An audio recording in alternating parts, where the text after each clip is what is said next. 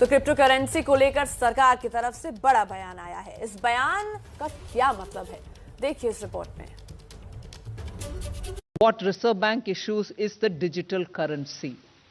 Everything that prevails outside of it in the name of digital whatever are assets being created by individuals, and in transacting that asset, if there are profits being made, we are taxing that profit at 30%. We are also tracking every trail of money in that by saying every transaction will be 1% TDS'd.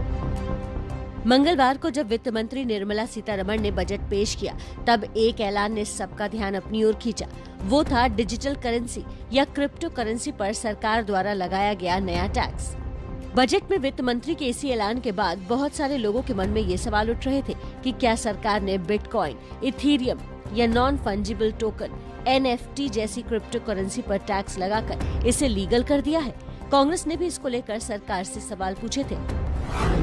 क्या crypto currency अब वैध हो गई है बिना crypto currency bill लाए, जैसा कि आपने क्रिप्टो करेंसी पर टैक्स लगा दिया है? इसके नियमों के बारे में क्या? क्रिप्टो एक्सचेंजों के नियमों का क्या? निवेशकों की सुरक्षा के बारे में क्या? अब इसी भ्रम को दूर करने के लिए वित्त सचिव टीवी सोमनाथन सामने आए हैं। सोमनाथन ने कहा, ये कभी भी लीगल टेंडर या वैध घोषित नहीं होंगे। डिजिटल रूपी जो रिजर्व बैंक का इशुएंस होगा वो लीगल टेंडर रहेगा, बाकी सब बिल्कुल लीगल टेंडर नहीं है, will not become, will never become.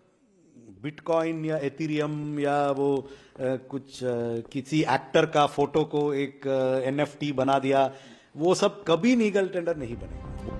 वित्त सचिव सोमनाथन ने लोगों से क्रिप्टो करेंसी में निवेश से बचने की भी सलाह दी। साथ ही दोहराया कि आपका निवेश उसी डिजिटल रूपी में सुरक्षित रहेगा जिसे लाने की घोषणा वित्त मंत्री ने बजट भाषण में की है।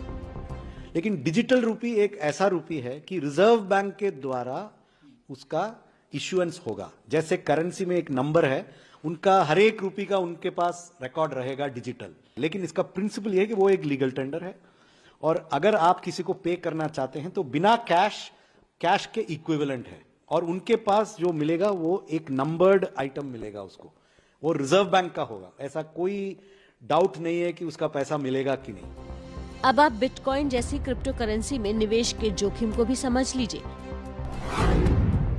1 दिसंबर 2021 को एक बिटकॉइन की कीमत करीब 43 लाख रुपए थी, जबकि 1 फरवरी 2022 को एक बिटकॉइन की कीमत करीब 30 लाख रुपए है। यानी 2 महीने में ही इसमें करीब 13 लाख रुपए की कमी आई है। लेकिन फिर भी क्रिप्टो करेंसी का आकर्षण बढ़ता जा रहा है। आज भारत में क्रिप्टो करेंसी के 10 करोड़ से भी ज्यादा निवेशक हैं। एक तरह से कहें तो क्रिप्टो करेंसी की समानांतर अर्थव्यवस्था खड़ी हो रही है। इसलिए सरकार ने इसे सीधे बैन करने के बजाय टैक्स लगाकर रेगुलेट करने और लोगों को डिजिटल रूपी के रूप में नया विकल्प देने की कोशिश की है।